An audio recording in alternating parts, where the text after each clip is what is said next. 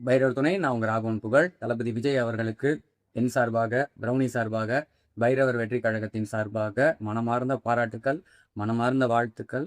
இவ்வளோ கஷ்டத்தையும் தாங்கிட்டு, இவ்வளோ பிரச்சனையும் ஃபேஸ் பண்ணிட்டு ஜெயிக்கிறதுக்கு ஒரு தனி மன தைரியம் வேண்டும். ஒரு போராட்ட குணம் வேண்டும்.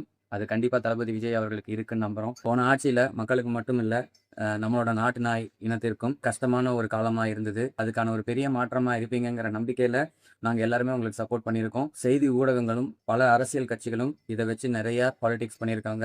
ஏன்னா, நாய்கள வச்சு நெறைய பயமுறுத்துறது மட்டுமே வேலையா வச்சிருக்காங்க இந்த செய்தி ஊடகங்கள். இவங்க மேல ரொம்ப அவதூறு பரப்பி, மனசாட்சி இல்லாம காசுக்கு வேல போயி நாட்டு நாய்கள அழிச்சிட்டு இருக்காங்க. இந்த நேரத்துல தளபதி விஜய் ஃபேன்ஸ், டிவிகே தொண்டர்கள் உங்க எல்லாருக்கும் ஒரே ஒரு வேண்டுகோள். முடிஞ்ச அளவுக்கு நாட்டு நாய்கள தத்தெடுக்கிறத பத்தி பேசுங்க. நம்ம நாட்டு நாய்க்கு ஒரு நல்ல சேஃபான ஃபியூச்சர் குடுங்க. நாட்டு நாய்கள தத்தெடுக்க சொல்லி ஒரு நெறைய முகாம் நடத்துங்க. தெருநாய் தெருநாய் அப்படின்னு ஒரு வெறுப்பு அரசியல் செய்றாங்க. அதனால இந்த தெருநாய்ங்கிற வார்த்தைய இனிமேல தவிர்த்துட்டு, ஆதரவற்ற நாய்கள், ஆதரவற்ற விலங்குகள் அப்படிங்கிறத யூஸ் பண்ணலாம். கைவிடப்பட்ட நாய்கள் என்று கூட சொல்லலாம். ஏன்னா, இவங்கள தெருவுக்கு அனுப்பிட்டு எல்லாருமே ஜாதி நாய் வாங்கி அத வளர்த்துக்கிட்டு இருக்காங்க. இவங்கள வீட்ல எடுத்துட்டு போய் வளர்த்துனாலே இந்த பிரச்சனை முடிஞ்சிரும். அதுக்கான நிதிய மக்களுக்கு பயன்படுற மாரி யூஸ் பண்ணுங்க.